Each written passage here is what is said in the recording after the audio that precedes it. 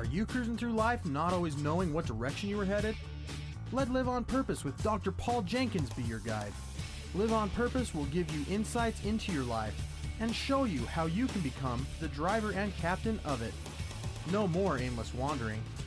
By learning the principles that govern happiness and wealth, you will be able to make personal progress that you have only dreamed possible. And now, here's your host, the shrink who expands your life, Dr. Paul.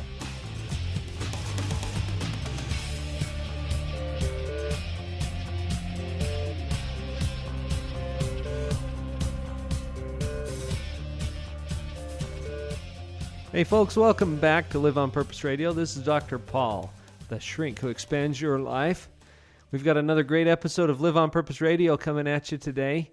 I am so excited and enthused about some of the things that are going on lately. I hope that you're tuned in. I'm glad that you're here on this podcast. I want to give you a little heads up to some other things that are happening.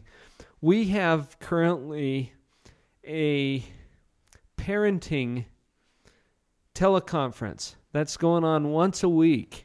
And if you want to check that out, go to parentalpower.wordpress.com. That's the blog site that I've set up for Parental Power.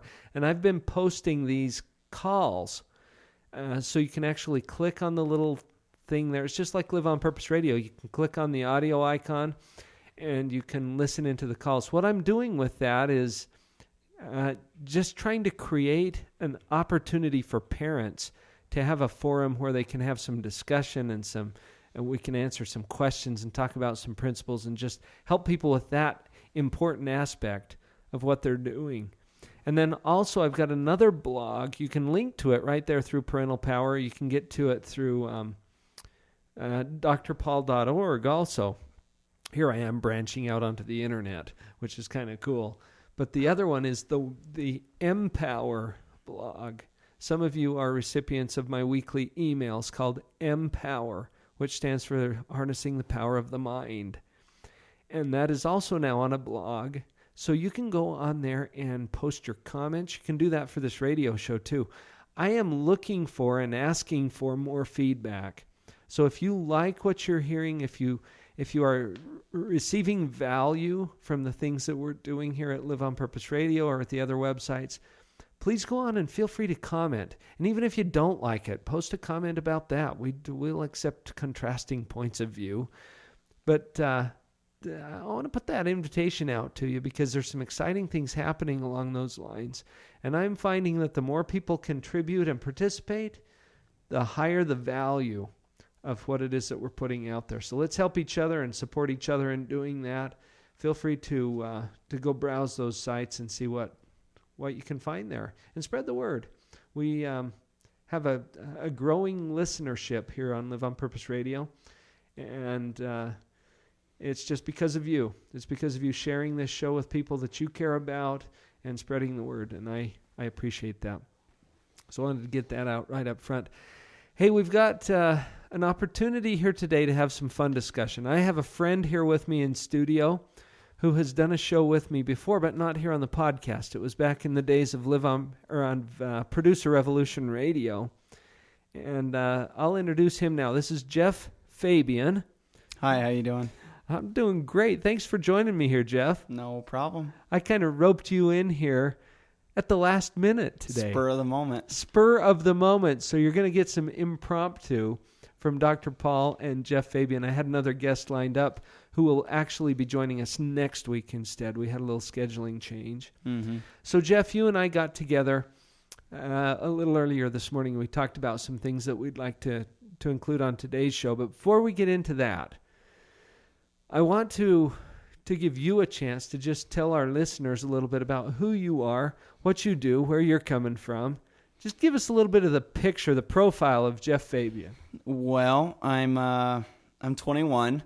I started doing this. I started taking the ideas of the producer mindset about the age of 18. Friend of the family, Fremont Woodward, I ran into, and he got me on track pretty well. I've been doing this since then. I'm currently building a bunch of homes right now. They're under construction, and I do a lot with cars. I'm having fun in a renting market down in Las Vegas and renting cars out there, and also looking to do some vacation rentals as well. But right now we're just focused on, I'm doing some coaching with Fremont, helping them out with some coaching, and basically that's about it right now. I've got a little girl just barely starting to walk. Right. She's about a year and a half now, and got a great wife, and we're getting ready to move into our house that we custom built for us. So that's exciting, but not attached, as you can tell. I'm not attached. So, but anyways, yeah, it's been a lot of fun, and I'm getting really excited about some things we have coming up, and it should be fun. Now, I'm sure our listeners didn't miss the little detail that you shared, that you're 21, and then you list all of these business things that you're doing, and investments and production that you've gotten into over the past couple of years. And you were younger than that the last time I interviewed you on the show. I think I was 19 when you interviewed me. That was probably true. It was 19. Because it's been a while ago. Yeah, I think it was 19. And I've known you for a while, Jeff, and I've found you to be the kind of a person who is not interested in waiting around, obviously. Yes, very impatient. When you notice a principle, you tend to latch onto it and run with it. Mm-hmm. And that's, I think, a big part of what you can credit some of your success at such an early age to. Oh yeah, definitely. But you're just getting started too, and I've had some good discussions with you lately about facing giants. Oh yeah, and this, as a lot of people listening know, I mean, any industry has its ups and downs, and right now the real estate market, as we know, there's some areas that are quite a giant right now to get over, and so there's some hurdles, but I've been getting them over. I've been getting over them pretty well lately, and things are looking really, really good lately. I've got a couple deals that just closed, and working on leveraging some of those assets a little bit better. This is going to lead into some good discussion today that I think will be very valuable to our listeners, and has been personally valuable to me. If you look back through some of the recent shows on Live on Purpose Radio, and if you go to the Empower blog and you see some of the things that I've been writing about in the weekly emails, it has a whole lot to do with how you handle the adversity or the challenges that come up in life. Because it's sure to happen. Mm-hmm. You can't just sail through life without hitting any bumps. I think it brings out a lot of your true character as well. I mean, it's kind of hard to bring out it's the champions and the heroes that are built when they face adversity and succeed. That's when the true hero comes out. It begins to illuminate character. And you really can't bring that out in a time of non-adversity, should we call it that? Let's pursue this a little bit, Jeff, because you've got a little bit of experience dealing with this personally, but you know a lot of people too that are facing things. Oh yeah. I have found, as I've talked with people, that quite commonly they think that the solution to their problem would be to get some more money. It's a pretty common thought. Oh yeah. I've thought that myself. You know, I'll admit to that. We all have. I think we all have. And when we think that way, we're missing an important principle. And that's the principle that you and I talked about as being the topic of today's show, which is that people are the true assets. Definitely. People are the true assets. What does that mean to you? Well, the biggest thing is well, for example, this we've had several cars. I mentioned that I'm in the renting business of renting nightly rentals, and I've partnered up with you on actually one of them, and we've got several cars that, I mean, for the most part, we had them, and it's nice to have a lot of cars. I'm a car nut, but we didn't feel like they were being utilized to their fullest potential.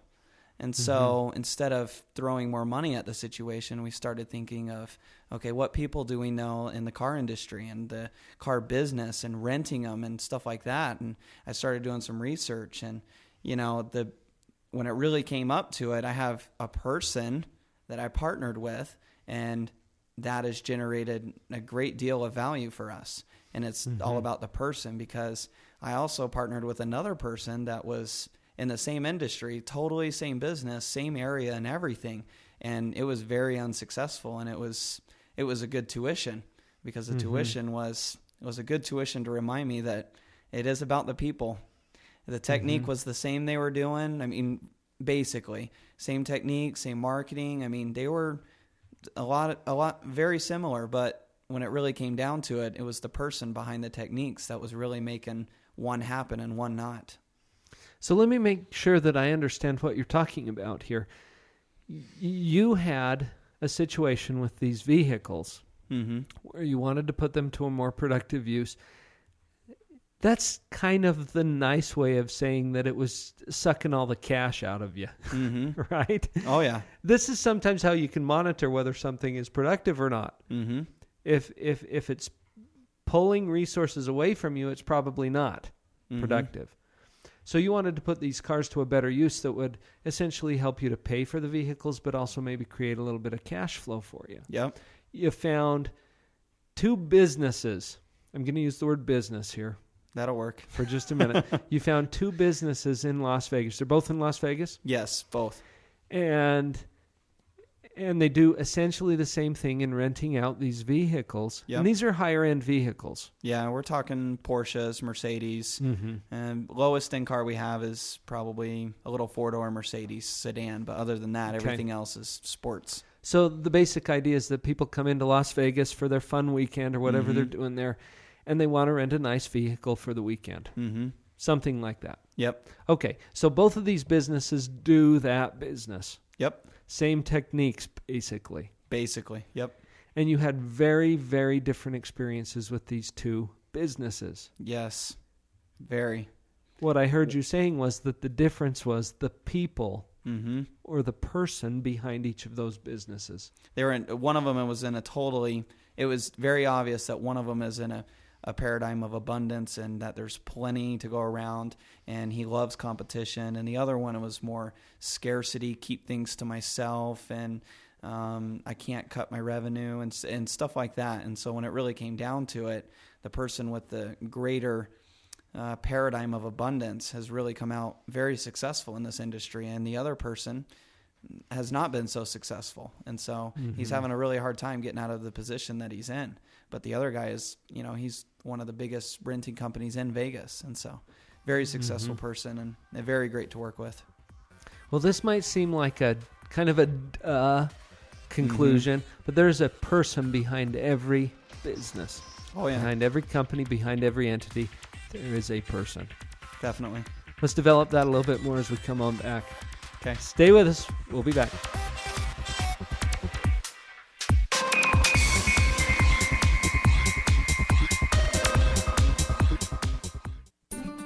This is Ross Kellen Moore of Creation Tree Coaching, and I've got two questions for you.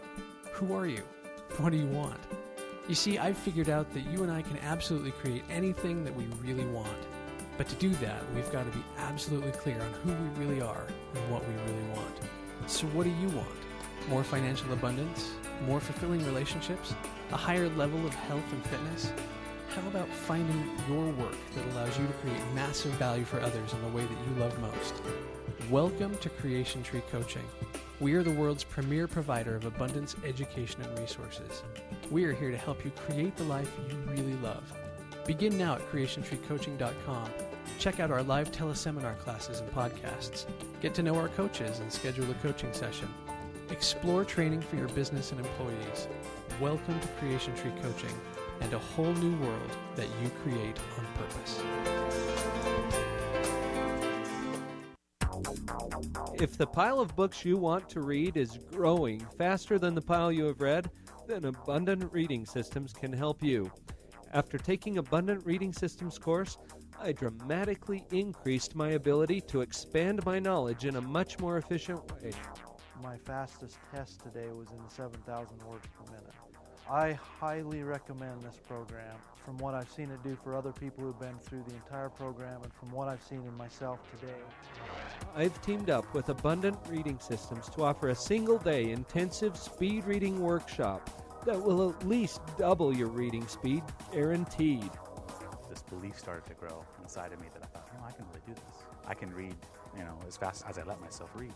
And ended up doubling my speed reading time, which was really good. This is David Hinton, founder of Abundant Reading Systems. I want to personally invite you to join us for our next event. Visit AbundantReadingSystems.com now. Abundant Reading Systems, reading at the speed of imagination.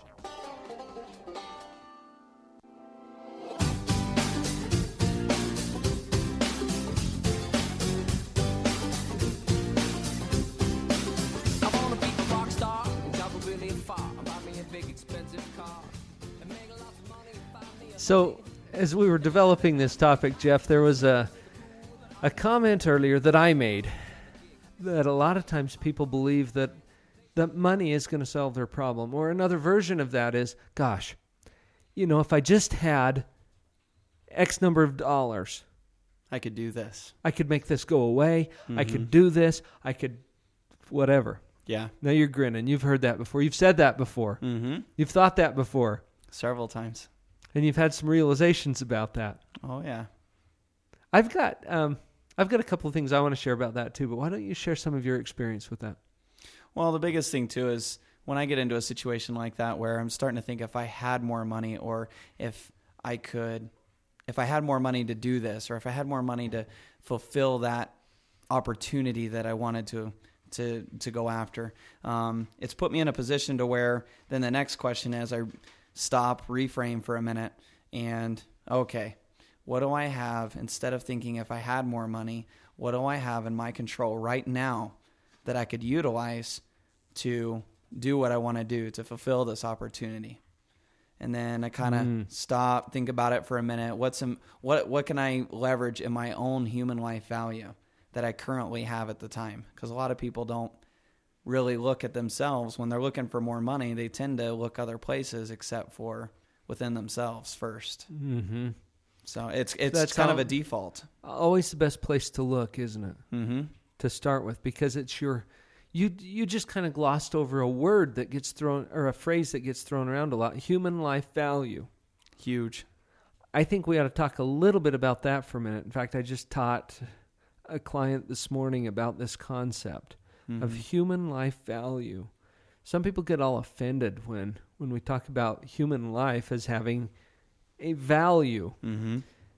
Of course, to you, your own life is priceless, isn't it? Yep. You wouldn't trade it for any amount of money. That doesn't even make sense. So people get offended sometimes, like with life insurance companies, for example. The life insurance companies go out there and they place an economic value on your life. They say it's worth a certain amount of money, a certain number of dollars, right? Oh, yeah. Anytime you talk about what something is worth, you have to go on to the next question, which is, to whom? To whom? To whom? All they're saying is, this is what it's worth to us as a life insurance company, in that example. Well, what's it worth to you? A whole lot more than that, right? Oh, yeah. So asking the question, to whom, it helps to get you thinking about how you're going to exchange certain things in order to solve your problem. So if you believe, for example, that your problem can be solved with some amount of money, let's say that it's $2,000. Okay, I'm just pulling that right out of the air. Let's say that it's $2,000.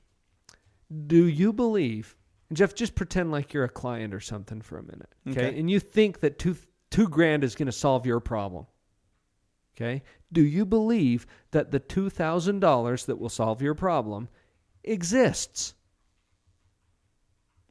I believe it exists. If I'm sitting here as a client, I'm saying, no, it doesn't. I don't have $2,000. I don't know how I'm going to do this, and the world's going to come to an end if I don't get it. But Jeff, think about it. If you think that the $2,000 would solve your problem, there's a little part of your mind that says, and it's out there somewhere, right? the $2,000 actually exists. The biggest thing is a lot of people think it's it's not within their grasp. It's unreachable. Right. So the next question, where is the $2,000? If it exists, where is it? Well, and the common answer is a lot of people will throw out an actual place that it's at. It's at the bank. Right, at the it's bank. at this company. And a lot of people are missing the key point of this whole show is it's actually with a person somewhere. And because there is no bank, there is no company, there is no entity that exists without a person. Exactly. That represents. Okay, so the basic answer to that question, if it exists, where does it exist? Well, it exists in the pockets of other people. Mm-hmm. Is that always the case? Yes. I think it is too. Yep. If it exists and it's not in your pocket, it's in other people's. It's in someone else's, right? Mm-hmm. And a pocket can be a number of things. Yeah, sure. And it might be a dollar that's collectively held by a number of people. Mm-hmm. Could be in some kind of a fund, or it could be. So there's different ways that these dollars reside out there in the world. But if the money exists, and if it exists in the pockets of other people, then in order for it to come into your life and have it solve your problem, means that they would have to give it to you. True? True. Why should they do that? Well, it depends on what the exchange is. Obviously, I don't think give is the word for it, but what are they going to the question is why would they exchange it with you? Well, unless you're going to extract it by force and deception, which they're going to voluntarily give it to you. Yep. Why would they do that? Because you have something a lot more valuable to them than the dollar. And that's the kicker, isn't it? Yep. Because you have something that they want more than that amount of money that you want from them. Now, this boggles some people's minds because in their mind, there is nothing more valuable than money. Mm-hmm. But that couldn't be further from the truth. We don't even want money. What do we do with it once we get it? We spend it. Right? We trade it for something we really want. Yep. Right? So it's just it's a medium of exchange. It's a tool. It's a receipt for value. Mm-hmm. Is what it comes down to. Okay? And I have found with a lot of people that I consult with that they don't fully understand the value that they have to offer. And if they would start to clue into that, then they'd know how to make an exchange with the people who are holding the dollars that are going to solve their problem. Mm-hmm. So you had an experience with this very recently. Oh, yeah. I was in a position to where I didn't quite want to utilize my own money for a particular deal that I was looking to do. So I started thinking, okay, what can I leverage that I currently have in my possession? And not even have in my possession, just necessarily what do I have that I have control over? It's not about ownership. It's just about a control. What do I control? Mm-hmm. What do I have that I can leverage that I have control over? And so I started thinking, and I have a house that's currently under construction. It's just being framed right now. And can I interrupt you for just a sec? ahead. When you say leverage, that word carries a lot of baggage for some folks. Yeah, it does. Okay, and let me put my own spin on that. When you say it's something that you can leverage, what you're really asking is, what do I control that someone else would receive value from if I were to make it available to them? Mm-hmm. Is that fair? Yeah, that's a good definition. So you got this house. Yep. Foundation framed up. Yep. Not finished. Not finished. And the big thing about this too is I got in the same position to where is how can I get money for this particular project that I want to do? And I didn't even think about the house, thinking, oh, the house has got to be done, et cetera, to generate any kind of profit.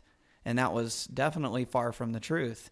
So, I started looking around, and then the next question came, okay, now who in my life right now has the means to partner with me to do this project that I want to do that would value being also a partner on the house? So this person, and you've got someone in your Oh, yeah. collection of people. I joke sometimes on this show that I collect people. And you're That's a part good of my collection. Jeff. That's a good collection. You've been in my collection for several years now. That's a good collection. Since you were a kid, really. Mm-hmm. And you looked in your collection, and you're just kind of rummaging through your collection of people, and you say, hey, this one has something that I could use, and I have something that he could use. I wonder if he'd be interested to talk to me about that. And we did. We sat down and talked about it, and it was a greatly beneficial exchange. It was awesome because I ended up creating more value for him than I anticipated was possible. Not only did we partner on the house, but he was also interested in some coaching on some of the companies, building company credit and stuff like that I'm trying to establish right now. And he was very interested in that, and we worked with him on that. And so it's been very beneficial on both ends. It's been awesome. Well, and we've done some of those kinds of exchanges personally too. You mentioned that I've partnered with you on some of this rental stuff. And your experience and expertise there has helped me to put to better use an asset that was in my control. And in exchange for that, we've had a chance to have some discussions that have benefited you and me. Oh, yeah, definitely. So this is the whole key, is to identify the people that would value what you have to offer. Now, that assumes a few things. It assumes that you're collecting people. I just say that kind of jokingly, but really, what other assets are there that you could put into your life that would have that level of impact? And there aren't any. I mean, you can collect things, you can purchase properties, you can buy paper, or even hoard money. But what good does it do you unless there's other people that you can exchange with? Well, a big thing too is a lot of time people will, when you start establishing a relationship with another person, the interesting thing is the person that you're talking with is the asset. But then you start asking questions like, so who do you know? And then you start seeing that person as a big asset, because that person knows that person that does that in particular job that you would be very interested in. And then it sounds, I don't want to make it sound like this little multi-level. It's not. But in a way, it kind of looks that way. You talk to one person, it branches off, and you get numerous people, and you get people from all different aspects of life. But Jeff, this is why those multi-level marketing companies succeed, because people know other people. That's how it works. And you always exchange with a person. Yep. I like the way this is going. It's good. We'll keep working on this. Let's take a little break. Sounds good.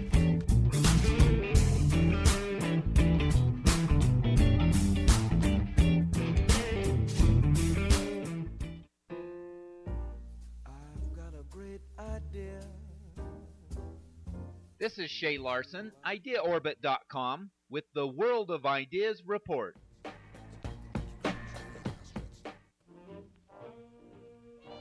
Forget about writing a shopping list. Forget about reading labels. Forget about going over your budget at the grocery store. How about a shopping cart that does all this for you? That's right. There is a new shopping cart that has a simple computer attached to it, which is connected to the store's inventory database. Listen to some of the features. The cart will know if you are diabetic or have other special needs, and will warn you if you are putting something in the cart that you shouldn't. You can enter your budget, and the cart will show you your current tally, including tax, as you go. If you are trying to lose weight or be more healthy, the cart will alert you when you put high fat or sugar products in the cart. And if that doesn't impress you, how about not having to wait in checkout lines? The shopping cart knows the total, and all you have to do is zip your credit card. The smart carts have been tested in the U.S. recently and were a big hit. They should be showing up in stores in Great Britain, Australia, and the U.S. this year. This is Shay Larson, IdeaOrbit.com, with the World of Ideas Report. dear, wouldn't you like to know? You probably can't. If you live in the Utah County area, and if you like what you hear on this show, then this opportunity is for you. I am hosting a weekly mastermind group called Paradigm Insurance every Wednesday from 4 to 5:30 at my office in Orem. Call Eric at 801-226-7544 to register. We prefer an abundant atmosphere, so please wipe your mind before entering. That number again, 801-226-7544.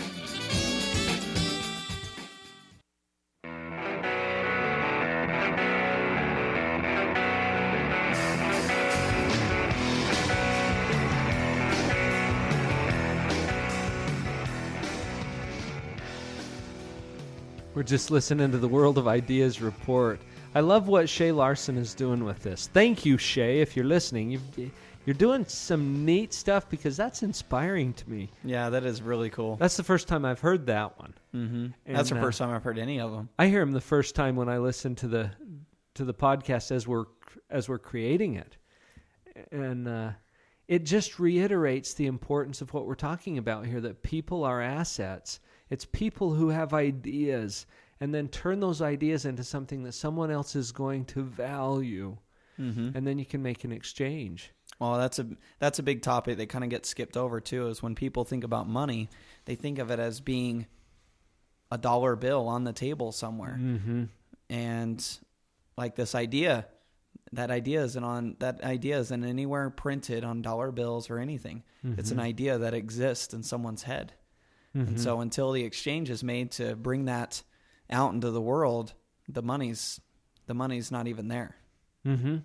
So it takes exchange to get those ideas extracted and working into progress. I don't think those shopping carts were made by one person sitting in a garage on his own. I mean, maybe, but there's a lot of people involved to put something together like that. Well, absolutely. In fact, I'm reading an old text. It's called The Wealth of Nations by Adam Smith. And he's an early economist and patriot. And he gives an example. He gives several examples of just simple things. I'm not remembering specifically. Like a pin, for example.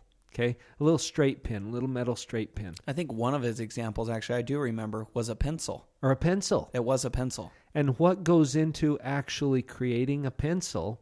It's intense. It's amazing. The amount of human life value that's required to create something as simple as a pencil. But you can't personally just make one. You know, you could maybe come up with some kind of a crude version of a pencil, but you can't make the nice pencils that are sitting on the desk in front of you, for example, without duplicating the process that this pencil went through. So let's review a little bit what we've gone over here. When you think that money will solve your problem, ask yourself, well, does that money exist? And if it exists, then where does it exist? And there's two answers to that. There's one, it's your human life value that's in your brain and your knowledge is power. And that's a lot of where if money exists and it's in your head, then it's infinite. Money's abundant. And then the second answer to that is who has it? Well, and are we talking about the actual value, or are we talking about the receipts for the value, which we commonly think of as money or currency? Yeah. And that currency, if it's not in your pockets, it's in somebody else's. When is the money made? If people say this all the time, you know, I go to work so that I can make some money. But typically they're not employed at the Department of the Treasury or at the U.S. Mint, right? So they don't literally mean that they're making money. In fact, Robert Kiyosaki has a funny story about this in his book, Rich Dad, Poor Dad, where he heard of this concept of making money. So he and his little buddy, they were just little kids, like 8 years old. They started collecting the lead from toothpaste dispensers, toothpaste tubes, I guess. And they'd collect it up and they'd start to melt it down and they'd They were minting nickels. Yeah, that's right. Do you remember that story? I remember that now, They yeah. were making money. Well, he didn't quite get it, right? Mm-hmm. What do most people mean when they say they're making money? What they're doing is creating value for someone else in some way. And a lot of times it's with their time. It's Exchanging their right, time for time, dollars. labor, Time, effort. Yep. Sure. Mhm. And that's why we have a job market, for example. Okay?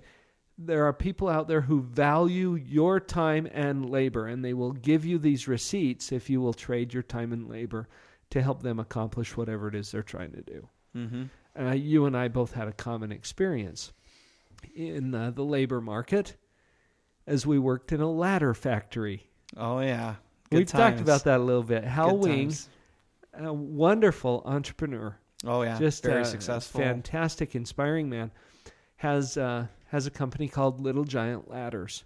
Well, Wing Enterprises, and they make these Little Giant Ladders. It's an aluminum ladder that folds up. They're really cool. I own one. Yeah, me too. And I used to trade about 8 hours a day in that ladder factory, grabbing just rungs, ladder rungs, sticking them in a punching a hole in them and putting them in a basket. And I'd do that all day. Or another day I'd be drilling little parts of a hinge. Or another day I'd be loading a welding jig. Or another day I'd be dipping the finished ladder frames in an acid bath and putting stickers on the side of them. Beating and striping. And you've been there. You've done that. Oh, yeah. Right? I used to run that for a while, so... So when do you make the money? See, I would spend hours in Hal Wing's factory doing all of this stuff to create value and to help to create this product that he was going out and selling to the world. And then every couple of weeks, he'd give me a paycheck. So was the money made when I received the paycheck? Was the money made when I showed up for work? Was the money made when I drew my first breath? When was the money made? Mm-hmm. And that's an interesting question to contemplate a little bit. It gets you tuned in to the concept that it's the creation of value for others that makes the money. And usually it starts with an idea, just a thought. And the thought might be as simple as, hey, I'm going to go apply for a job at this place. Okay, you're already making money because you've created an idea that will result in the production of value for another person. And then they will exchange for that. So entrepreneurs, and I'm really getting into the world of entrepreneurism and have become an entrepreneur myself. Entrepreneurs understand that there are some ways to really maximize your human life value and the potential for you to create value in this world. And they go out there and they try to find more ways to do that. So if you want to bring the money that's going to solve your problem into your life and you realize it exists in the pockets of another person, and then you ask yourself, why should they give it to me? The only reason I can think of that they would give it to you is in exchange for something that they want more. Can you think of any other good reasons? That is the basic reason. I mean, I wouldn't trade anything to you if I didn't value whatever I was receiving in return more than what I traded. So, I mean, my answer to that is if I wouldn't do it, I don't see why anybody else would. But yeah. So what about a philanthropist? What about someone who wants to give just for the joy of the giving? Well, then that's what he's giving for. Then that's his reward. Exactly. Yeah. That means that the joy he experiences in giving, that's the exchange, exceeds the value of whatever he gave. Exactly. And I think that that's always the case. If you'll be perfectly honest with yourself, that's always the case. So your task now becomes creating enough value for that other person that they will be happy, even thrilled to make that exchange. So in this experience that you've had just this week, Jeff, you identified a dollar figure that would help you to solve a problem. You looked at what you had control over that someone else might value. You offered that to that someone else, and they were thrilled to exchange with you. Thrilled. So that was an easy quick and it was fast, and it was a big win-win for both of us. It was really fun. So you both came out of it better than you were before. Yes. Isn't that fascinating how that works? Oh yeah, and it was fun because it's just fun that instead of, and it's kind of nice sometimes because a lot of us say you hear a lot of entrepreneurs say, why use your own money if you can leverage other things and other money elsewhere and stuff like that. And the actual fun part about that is it involves other people. If you leverage your own money, if you're using your own money and just doing your own deals and just quietly, there's not a lot of fun in it, for me at least. When I start involving other people, hey, you want to be a part of this? I have this opportunity. What do you think? Oh yeah, I want to be a part of that. And oh, let's see what we can do here. I mean, it just creates conversation. One thing leads to another. You know, not only did I offer that opportunity, but they have another opportunity that they might have available.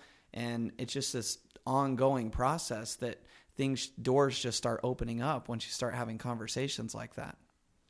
This concept of my own money is kind of an interesting one anyway. Mm-hmm.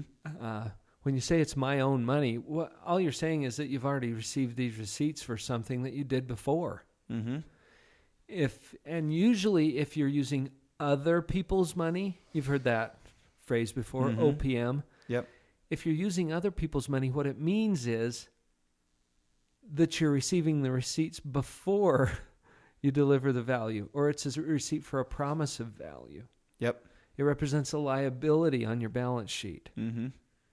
Okay, and when you understand liabilities and assets, they're both resources.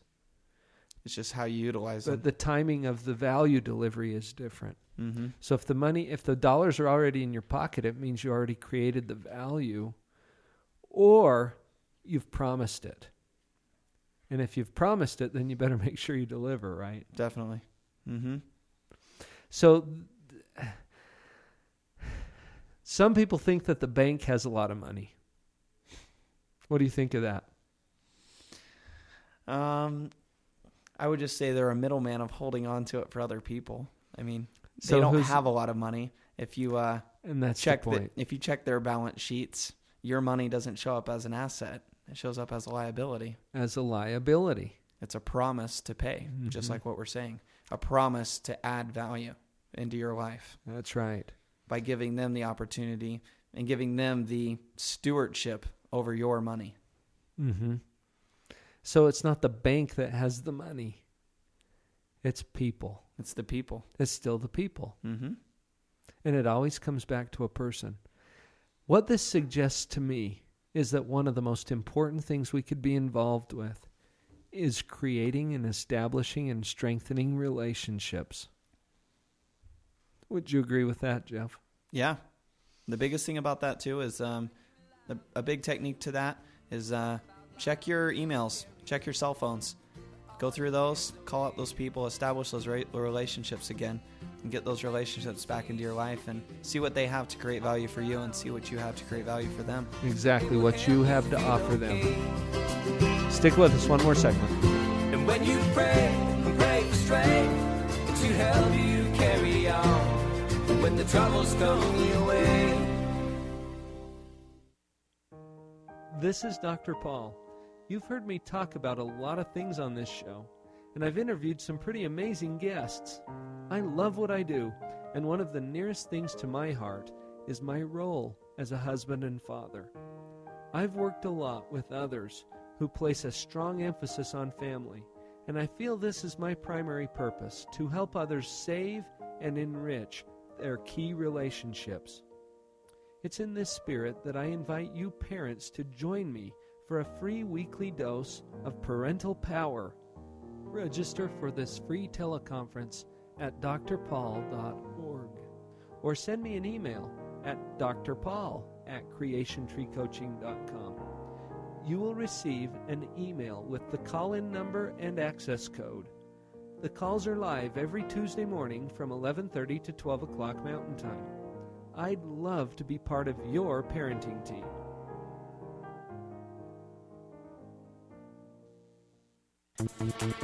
Hi, this is Jason Adams, one of the co-founders of CashflowParadigm.com. We created Cashflow Paradigm as a way to help others look at money differently. What are your beliefs about money? Is it good or bad? Many people have beliefs that limit their control over money and don't even realize it. The thing most people don't realize is that their beliefs about money greatly affect the amount of money and prosperity they have. It's all about your paradigm. Come play a fun game with us called Cashflow 101, created by best-selling author Robert Kiyosaki. Come meet new people and check your paradigm as we learn principles that govern our personal and financial lives while having fun together. Currently, we are holding monthly game nights in Provo and St. George, Utah. Go to our website at www.cashflowparadigm.com to register for upcoming events. That's www.cashflowparadigm.com.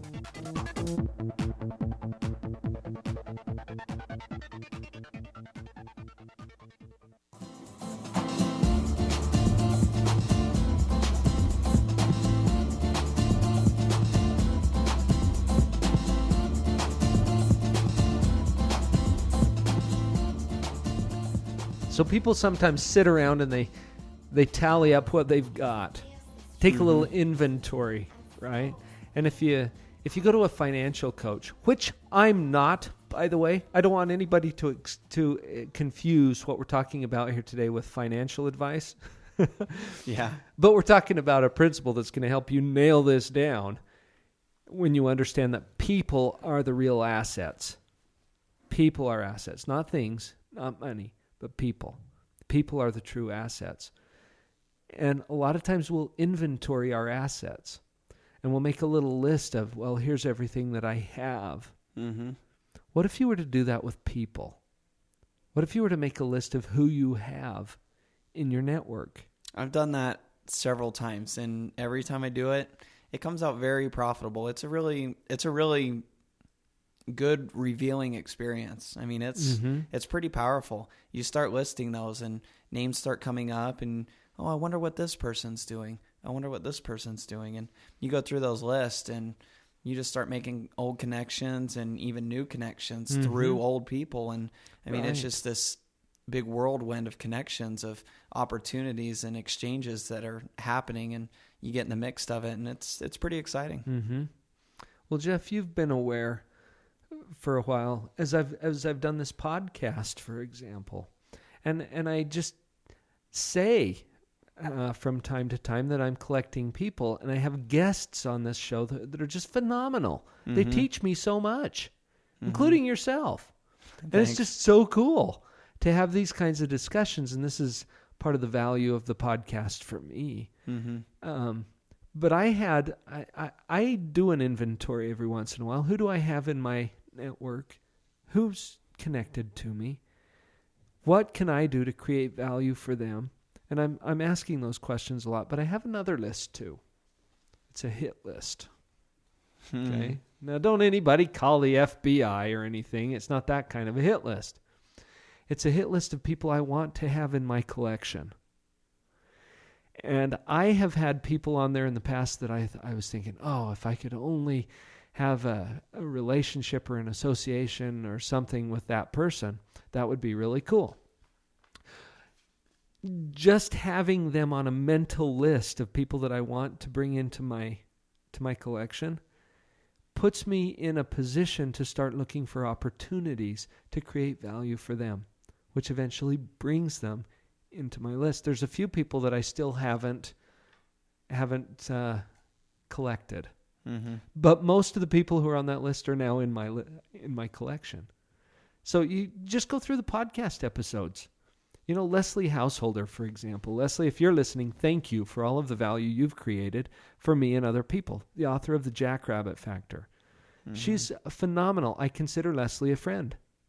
I've had several exchanges with her. Well, she was on my hit list for a while. I told her that when I first met her. And hopefully she doesn't mind my sharing that. But I only bring that up because sometimes we get so focused on how am I going to bring things and stuff into my life, when things and stuff don't have the power to make you happy.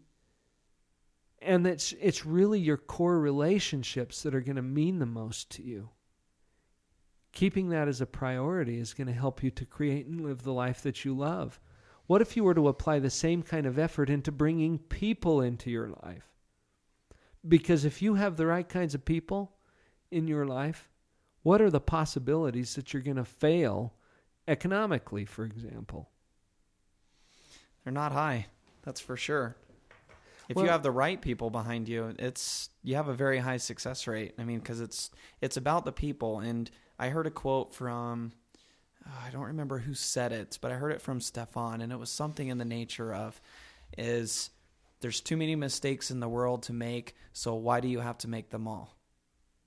Oh, And spread the joy a little, huh? yeah, and so I was sitting there thinking about it, and his whole thing behind it is start asking questions to other people. I'm sure other people have gone through this experience. Instead of going through it, why don't you ask the questions and take a detour and learn from their mistakes and learn from their, so to speak, tuition. I heard a saying once that ignorant people fail to learn from their own mistakes. Smart people learn from their mistakes. But the true geniuses in life learn from other people's mistakes. Mm-hmm. So do you want to be, which category do you want to be in? Mm-hmm. That's part of the value of having those kinds of connections. I've realized, and really this gives me a lot of peace and comfort as I face adversity or challenges and as I come up against some of the giants in my own life. And I think, oh my heavens, this is going to crush me or this is going to destroy me or whatever. The next thought process for me is, wait a minute, who do I have in my network? And if I have a network of successful, brilliant, talented, idea-laden people, if I have a bunch of those in my life and I'm creating value for them to the extent that they don't want me to disappear or go away or become extinct, how likely is it that I'm going to fail? If you have powerful, influential people in your life who don't want you to go away, what greater asset could you have? And people, now, I don't want to have this be completely an economic discussion because really what we're talking about is relationships and your emotional wealth too. Mm-hmm. What if you have an abundance of people in your life who you love and who love you? Mm-hmm. How's that going to feel? Really, really good. And how many things are going to stop mattering Mm-hmm. to you if you really feel connected that way? Well, I think a really key point, too, is that we throw this term around, unique ability and sole purpose. For example, you having me on as a guest on your radio show. You doing the radio show, this is your passion. This is one of your unique abilities, in your unique ability range. We've made an exchange on your car, for example. I know you weren't doing too much with it, and that car was, you wanted to utilize it in a higher and best use. So the first name that is awesome to me popped up into your head is, I got to go talk to Jeff. Right. I didn't even have to think too hard about that. Yeah, it was really easy. Well, let's go see what Jeff's doing with cars today. Mm-hmm. Mm-hmm. And so with me, it's utilizing those other people's niches, so to speak, or unique abilities or sole purpose. There's a bunch of identities you can put on it, but it's utilizing those exchanges with people and utilizing their sole purpose and their unique abilities to fulfill your areas where you're not so maybe confident in or not so great in. It's those areas that are kind of gray for you.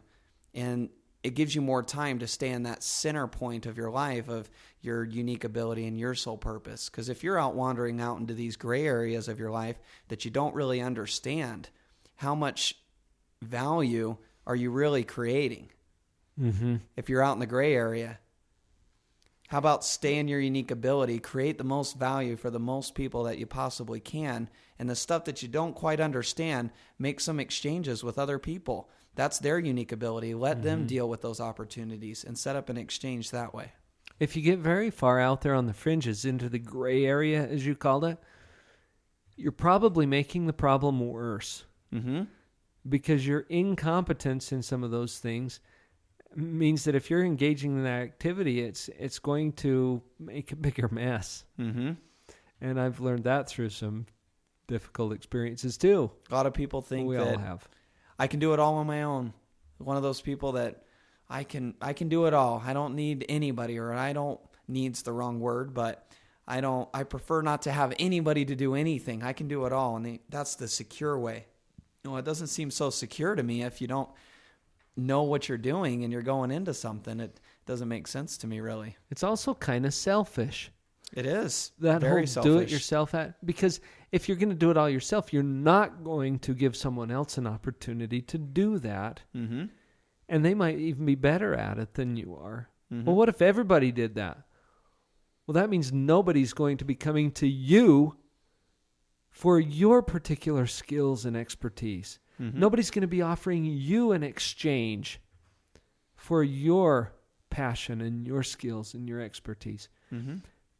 People miss that sometimes as they're thinking this through, and they think, well, I'm going to do it all myself, and I'm not going to burden anyone else. Mm-hmm. No. It's not a burden. It's not a burden. People are looking for those opportunities.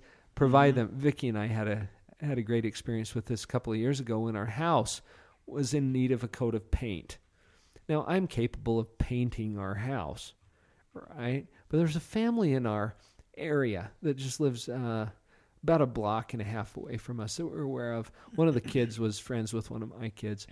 And this family was here from another country. And the man was underemployed, we'll say. Okay?